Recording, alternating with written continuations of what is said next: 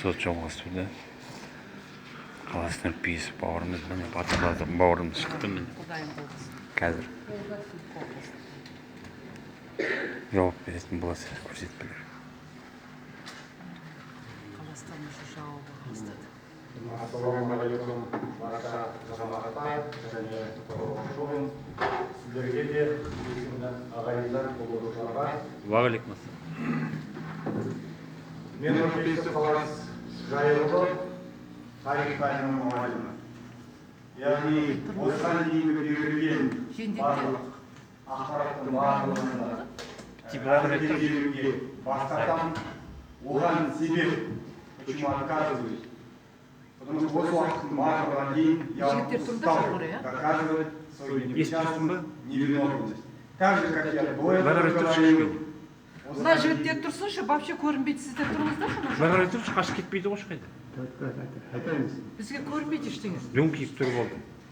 Осыған дейінгі барлық әрекеттің барлығында мен айтқанымның ешқандай жазылым жоқ екендігін дәлелдеуден расымен де уже қатты шаршап кеттім.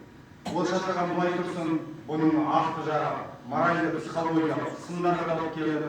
Ол қысымдардың барлығы әртүрлі бағытта жүр. Мен айтқанмын, 18 шешемді жібердім, 19 мені ұстады. Сол қамау следствияның барлығында да анамның суретін алдыма келіп қоя берді.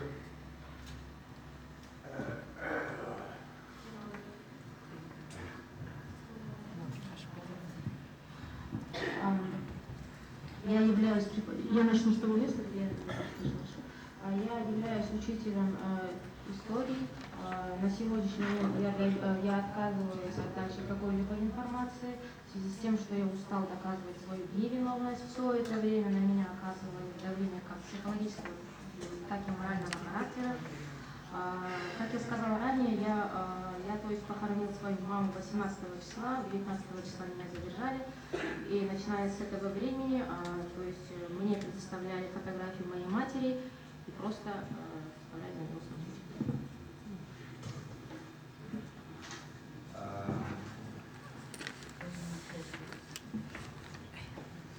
Оның өзі адамға өте ауыр. Олар болғандай қысым барысында маған 255-ші бап келген болатын. Оның барлығы біледі. Терроризм, яғни басып алушылық, тағы дегендер. Одан кейін жаңағы анамның сурет алғаннан бастап, әйгерімді алдыма қойып қойды. Яғни әйгерімге қарсы показания беру жайында қысымдар жиі болды, ол ашық түрде мамайға қарсы. Өмірімді көрмеген адамдарға осының алдында әйгерім өзі айтып кетті. Таласқа танысақ, мен кездесіп өткізіп шығарды. Оның барлығы ақиқат. То есть все это является очень тяжко, то есть мне пришлось, и помимо всех оказанных выше давлений, также мне вменили статью 255, то есть это по также передо мной, точно так же, как и фотографию мамы, также ставили передо мной АЕМ, и то есть оказывали давление на предмет дальше показаний против нее, и также против мамы. То есть против лиц, которых я ранее знал, не знал, как показала сама Евгения, наверняка. То есть если мы с ней встречались, то до этого мы с ней встречались раза 3-4. Осыған дейін мен бірнеше рет қатты да жолдаған болатынмын. Ол яғни өтініш хаттарым да болды, арыз шағымдарым болды. Біз тергеушіге Қаратұлчықовқа бірнеше рет отчетта жарияладық. Іс-әрекетіне байланысты, жасалған қысымына байланысты. Даже мінекей танымайтын Карменовтың өзінде маған суретін әкеліп беріп, яғни сол күні мен тануым керек болған, мен ол күні таныған жоқпын. Сол үшін біраз ауыр сөздер естідім, балағат сөздер естідім. Сол кездерде біз яғни тергеушіге атқылық жариялаған болатынбыз. Одан кейін де мен президенттің атына да, әкімшілікке де, ұлттық қауіпсіздік комитетіне де, яғни болып жатқан іс-шараларды айтқаным үшін де, көрсеткенім үшін, яғни қысым тоқтаған жоқпын. Ең соңғы қысымы, яғни алып келгені маған 269 баптың 3-сін ілеміз. Хочешь, не хочешь, тебя лишь бы человек, а статья найдется деп, яғни осы сөзбен шектелді. Осының соңы, яғни мен суицидке дейін барған күнім болды. То есть я писала уже множество писем, заявлений, надеюсь, следователь Карапушукова также мне предоставляли во внимание фотографию Карменова, день, когда я должен был его опознать, вследствие того, что я его когда увидел впервые, не смог опознать, мой адрес не сразу был высказан очень неприятные слова, которые в лицензурной грани выражались.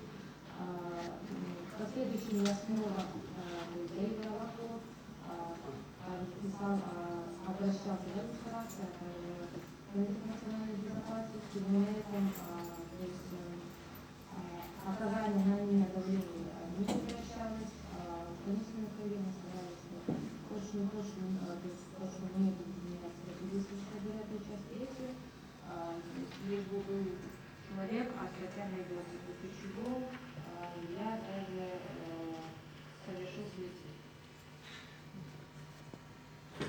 Осындай әрекеттің бірінде әйгерімнің жазылған кездері маған сын көрсету барысында, яғни куәлік жасап еді. Әйгерімге Жанова ұйымдастырушы деген сияқты сол кездері сенен және мына жерде тұрған басқа да азаматтарға айтылған 255-ші бап алынған, бірақ оны барлығы жазылған болды. Содан кейін бар, мен бірақ енді нақты бермесем де, ішімді ар-намысым жетіп кетті, қатты бір сөзбен айтқан уақытта ер азаматқа намыс өтірік деп.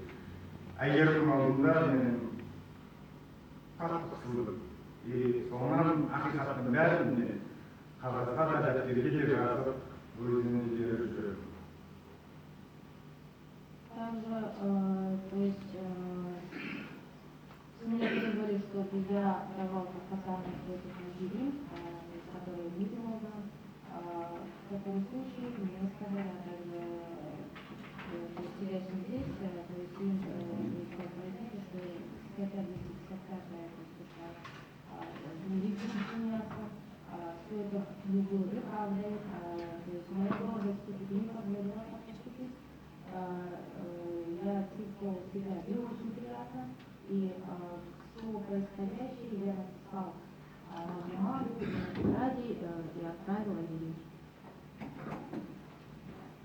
Расымен жасырмай ақиқаты рас, әуежайда болғанымыз, бірақ ондағы мақсат біздің қайратымызда да бүлік шығару, болмаса пирату, елге қарсы әрекет жасау деген ой болған жоқ. Біз қайта аманшылық, елдің бірлігі, тұтастықты көздедік. Осыған дейінгі куәгердің көбісі 90% айтсақ қателеспейміз, олардың барлығы айтты. Келген әйгерімді де, мені де ешкімнен бұзылаңдар, сындырмаңдар, жаңа бейнематериалдың ішінде де өздеріңіз көрдіңіздер. Анашама қалуанып тұрған, ақылдыда тұрған жастардың көбісіне төтеп бере алмайтын түсінгеннен кейін мен де кетіп қаламын. Бірақ негізгі мақсатымыз, бару, көру, мен тарих пәнінің мұғалімі, жас журналист, мамандығына сай барайық, көрейік деген болды. Но бірдеңені қиратып, болмаса бұзып, елімізге, болмаса заңға қарсы келетін әрекет біздің тарапымыздан ондай болған жоқ. Біз қайта ақылымызды айтып, тоқтау жасадық, қолымыздан келгенше. Бір адамның бүлдіргенін 3 адам түзе алмайды деген сөз бар қазақта. Кезінде 30 жыл бойы елді бүлдірген адамның кесірінен 100 адам жазықсыз қазір біреуі айдауда, біреуі қамауда. То есть то, что мы пребывали на Сначала территории сюда. аэропорта, это является Халас батырым неправдой. Мы там действительно были, но у нас то есть, не было умысла, чтобы там қолданыңыздар. то Сіздер есть де все қолданыңыздар. там ломать, также крушить. Мы туда прибыли на благо народа, во благо единства народа. Жеңеміз. Там Қош я, а саламатты также болыңыздар. Едим, как Батырларыңызды вы уже қолдаңыздар. посмотрели выше на видео, Ол жылдарын мы қолданбаған все халық құрдымға призывали к кетеді дейді. успокоению, чтобы никто не взламывал, ничего не Мәңгілік ломал, ұйықтай не бермеңіздер, крушил. ояныңыздар. После того, как я понял, что я не могу Мен жүргеніме противостоять Алматыда бір ай болды находящимся мен. там молодым парням, Анау я 1000 келеміз покинул жерден келді. указанное место. То есть умыслом того, что я туда Ауызбіршілік приехала, деп олар, это ауызбіршілік деп. я там действительно хотел все увидеть и там присутствовать.